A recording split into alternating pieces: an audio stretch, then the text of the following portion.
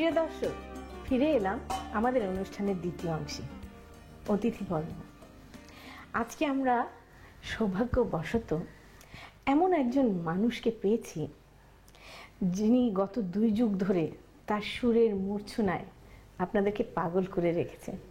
তার গান শুনে আপনাদের মনে হবে পাগল মন, মন কেন এত কথা বলে। আর বলার অপেক্ষা রাখে না, দিলরুবা খান। দিলরুবা আপনি আমাদের অনুষ্ঠানে এসেছেন, আপনাকে অনেক অনেক শুভেচ্ছা। তোমাকেও শুভেচ্ছা, সেই সঙ্গে দেশ টিভির যারা দর্শক আছেন তাদেরকেও অনেক অনেক শুভেচ্ছা। তো দিলরুবা আপা, আজকে আপনি আমাদের কি রান্না করে খাওয়াবেন? না না আলপনা, আমি তো রান্না করবো না, আজকে তোমার রান্না আমি দেখবো এবং শিখবো, আচ্ছা, সেই সঙ্গে খাবো। ঠিক আছে, আমার পরম সৌভাগ্য, আমি আমার প্রিয় গায়িকা দিলরুবা আপার জন্য আজকে রান্না করব। তো দিলরুবা আপা, আজকে আমি আপনাকে, আমার বাড়ি হচ্ছে ঢাকার সোনারগাঁ। আচ্ছা। তো সেই সোনারগাঁর একটা বিখ্যাত রান্না, খুবই সাধারণ রান্না, বারোয়ারি রান্না, আপামর জনসাধারণের রান্না, এটার নাম হচ্ছে শিমের লাথা। লাথা? হ্যাঁ, শিমের লাথা। শিমকে সেদ্ধ করে ছ্যাঁচা ছ্যাঁচা করে রান্না করে, খুব সাধারণ কিন্তু অসাধারণ। তো আমি এটাই করে দেখাচ্ছি। প্রিয় দর্শক, সোনারগাঁয়ের রান্না শিমের লাথা রান্না করার আগে চলুন একটু দেখে আসি এটা রান্না করতে কি কি উপকরণ লাগে। সিমের লাথা তৈরি করতে আমাদের লাগবে সিম সেদ্ধ 2 কাপ, সরিষার তেল আধা কাপ, শুকনো মরিচ 5-6টি, পেঁয়াজ কুচি 1 কাপ, রসুন কুচি 3 টেবিল চামচ, কাঁচামরিচ ফালি 7-8টি এবং ধনেপাতা কুচি 1 কাপের 4 ভাগের 1 ভাগ। প্রিয় দর্শক, আপনারা দেখলেন তো কি কি লাগে, খুবই সাধারণ উপকরণ। আমি শিমগুলোকে সময়ের স্বল্পতার জন্য সেদ্ধ করে নিয়েছি, জাস্ট শিরাগুলি ফেলে দিয়ে মাঝখানে অর্ধেক অর্ধেক করে কেটে। এই শিমটাকে আমাকে এখন একটা বিশেষ আকার দান করতে হবে, সেটা হলো আপনার শিমটাকে ভর্তা করতে হবে কিন্তু হাতে চটকে না। আচ্ছা। এটা হচ্ছে গ্রাম দেশে ওরা যেরকম করে ডাল ঘুটনি দিয়ে, ডাল ঘুটনি দিয়ে ছেঁচতে হবে। এবং আসলেই আমি দেখি যে এই ডাল ঘুটনি দিয়ে ছেঁচলে কিন্তু হাতে মাখার চেয়ে অন্যরকম হয়, জিনিসটা ভাঙবে কিন্তু মেখে যাবে না। আচ্ছা আচ্ছা। হ্যাঁ, দিলরুবা আপার রান্নার শখ আছে? খুব ভালো লাগে। হ্যাঁ, তাই রান্না করেন?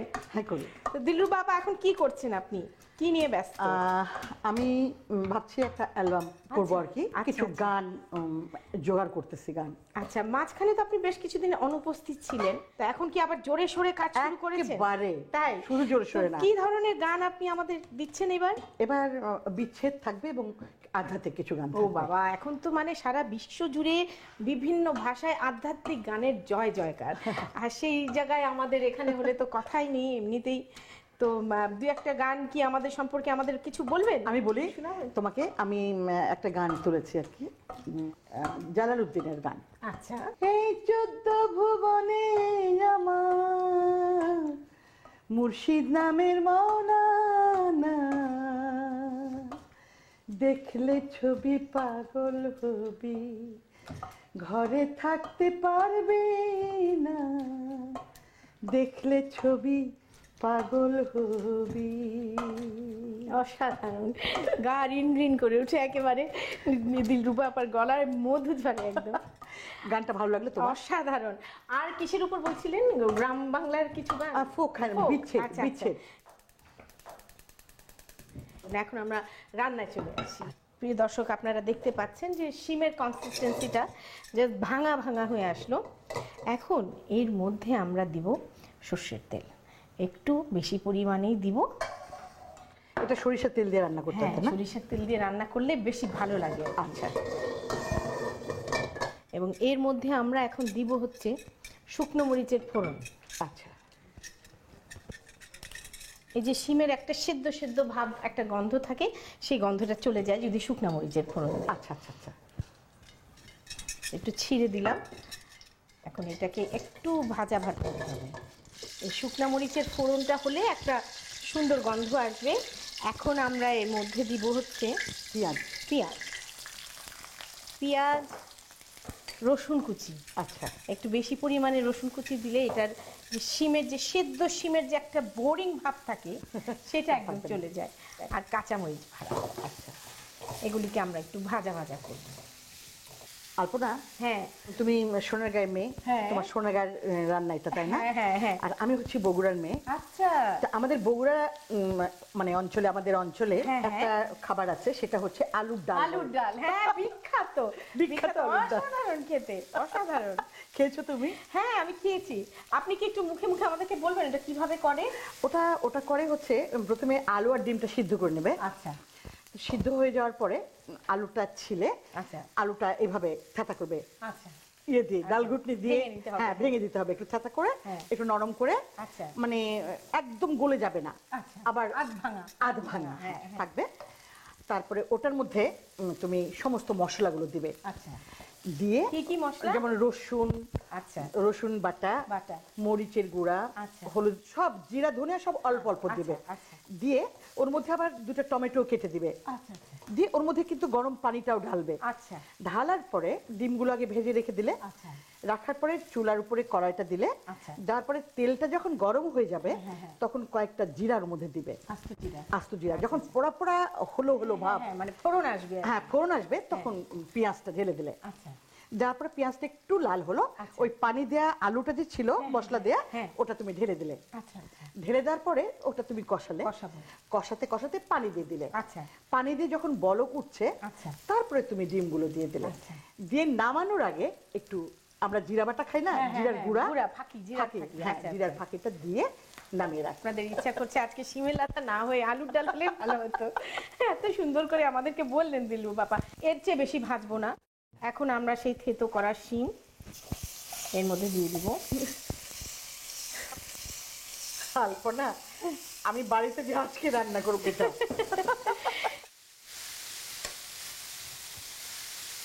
সাধারণ বারোয়ারি রান্না, কিন্তু মানে আসলে আমাদের হয় না একভাবে একই ধরনের প্রতি বাসায় রান্না হতে হতে হ্যাঁ। একটা ভিন্ন অঞ্চলের একটা রান্না শিখলে মনে হয় সেটাও একটা নতুনত্ব। সেটাই, যেমন আমি কখনো এটা দেখে নিই, এলাকাটা তোমার আচ্ছা। কাছে শিখলাম। হ্যাঁ হ্যাঁ, এতে আমি ইয়েও দিই, একটু চিনিও দিই। আচ্ছা। চিনি দিলেও খুব ভালো লাগে। আচ্ছা আচ্ছা, এবং ঝাল মিষ্টি লাগবে না? হ্যাঁ হ্যাঁ, একটু ঝাল ঝাল মিষ্টি মিষ্টি লাগবে। প্রচুর কাঁচামরিচ দিয়েছি। হ্যাঁ। এবং এটাকে না একদম খুব বেশি ভুনে ভুনে খয়রি করতে হবে না, এরকম একটু সবুজ সবুজই থাকবে। আচ্ছা, জাস্ট ওই যে শিমের পানিটুকু যতটুকু থাকে না, শুকিয়ে গেলেই? ওটা যে শুকিয়ে গেলেই কিন্তু হয়ে যাবে। হ্যাঁ, আচ্ছা। অনেকে শিমের ভর্তা বা শিম ভুনার মধ্যে যে আমরা ভুনতে ভুনতে একটু একদম ব্রাউন কালো, ব্রাউন হ্যাঁ। হয়ে যায়, ওইটার মাধুর্যটা নষ্ট হয়ে যায়। এটা একটু ভেজা ভেজাই থাকবে এরকম। আচ্ছা। হয়ে এসছে, এখন আমি দিব এতে ধনে পাতা। শীতকালের সবজি আসলেই এই ধনে পাতা, শিম।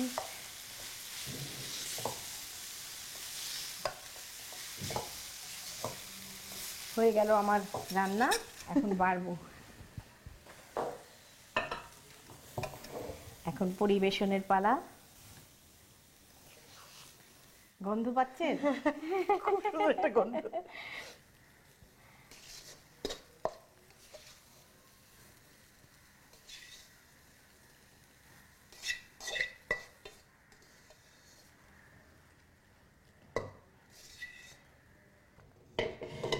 প্রিয় দর্শক, আমার প্রিয় শিল্পী দিলরুবা খানের অনারে তৈরি হয়ে গেল সোনারগাঁয়ের বিখ্যাত শিমের লাথা।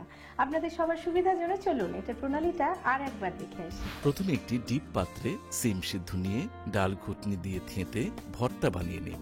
এবার একটি কড়াইয়ে সরিষার তেল, শুকনো মরিচ, পেঁয়াজ কুচি, রসুন কুচি ও কাঁচা মরিচ ফালি ভালো করে ভেজে নিন।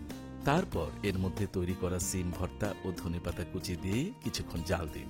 সব শেষে পাত্রে তুলে পরিবেশন করুন দারুণ স্বাদের সিমের লাথা। প্রিয় দর্শক, রান্না বান্নার পালা শেষ, এবার চেখে দেখার পালা। আজকে আমার গিনিপিগ হচ্ছে আমার প্রিয় শিল্পী দিলরুবা খান। দিলরুবা আপা, আপনাকে আজকে আমি সোনারগাঁয়ের রান্না খাওয়াবো, আমার দেশের বাড়ির রান্না। এবং সেটা হচ্ছে শিমের লাথা আপনার সামনে রান্না হলো।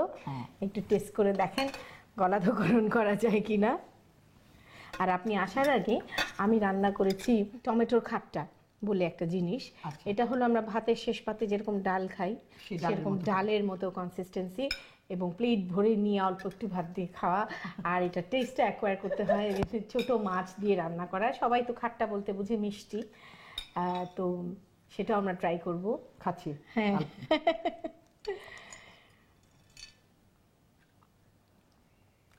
বাহ, করে দেখতে হবে। আমি বাসায় যেই করব, বিশ্বাস করো। তাহলে দিলরু বাবা, আপনি কষ্ট করে সময় করে আমাদের এখানে এসেছেন, তার জন্য আপনাকে অনেক অনেক ধন্যবাদ। তুমি চিন্তাও করতে পারবে না যে তোমার আমি কত ফ্যান। ওরে বাবা, কি সাংঘাতিক আমার ব্যাপার। সবচেয়ে ভালো লাগছে তোমার এই অনুষ্ঠানে আমি আসলাম, এসে তোমার রান্না দেখলাম, শিখলাম, সেই সঙ্গে তোমার সাথেও আমার অনেক গল্প হলো। তোমাকে অনেক অনেক ধন্যবাদ, সেই সঙ্গে দেশ টিভিকে অনেক ধন্যবাদ, এবং সেই সঙ্গে আরো অনেক অনেক বেশি ধন্যবাদ আমার শ্রোতারা যারা আছেন, আপনাদের সবাইকে অনেক অনেক ধন্যবাদ, এবং ভালো থাকবেন, সুস্থ থাকবেন। প্রিয় দর্শক, তাহলে দেখলেন তো আজকে দিলরু বাবার অনারে সোনারগাঁয়ের কিছু রান্না আমরা শিখলাম। একদম গ্রাম্য রেসিপি, কিন্তু অসাধারণ। আপনার রোজকার ডাল ভাতের পাতে নতুন সংযোজন। যারা সোনারগাঁয়ের রান্না খাননি, সবাই এই রান্নাগুলো করুন, খান, আনন্দ করুন, আর আমার কথা মনে করুন। এই বলে শেষ করছি আজকের অনুষ্ঠান। আগামী সপ্তাহে আবার দেখা হবে। তার আগ পর্যন্ত সবাই খুব ভালো থাকুন।